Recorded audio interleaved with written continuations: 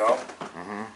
Back in the day when the rackets were run by the bosses, being the Italian mafia was a novice, but nowadays the rackets aren't run by the Sopranos. It's more like Russians, Serbians, and Mexicanos. And that doesn't even account for the amount of Albanians. But I guess to be an organized crime these days, all you gotta be is a Homo sapien. And even the Iranians are getting in on the American dream. While law enforcement is proud to walk a slippery balance beam, if you flip, you get your shit split with a Colombian necktie.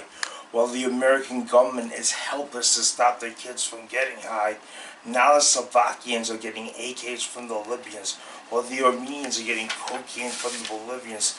So who gives a shit as ISIS are getting guns from Palestinians? Now, organized crime could have their meaning at the United Nations after the U.S. military talks about a Taliban invasion. And even heroin in Maryland is getting stronger, not beholden to the inner city any longer.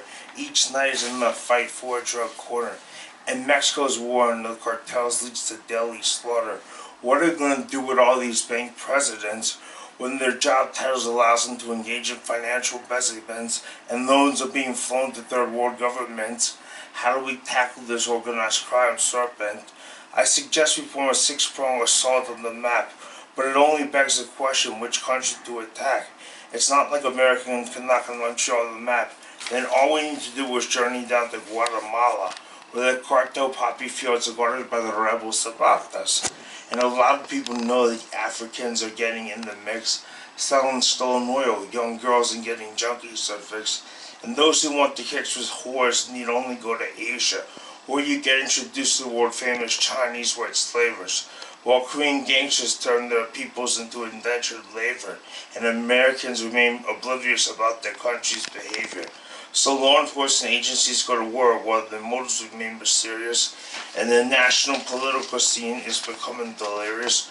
So now it's urgent that we stop this new world order before we call ignorant, worthless observers, and the Corsican mob calling Carter's murder. And isn't it odd that we don't protect our border, as the FBI grows nostalgic for Cosa Nostra honor? So I promise these will be the last remarks I utter. Anything more in my mouth, and to find me in the gutter.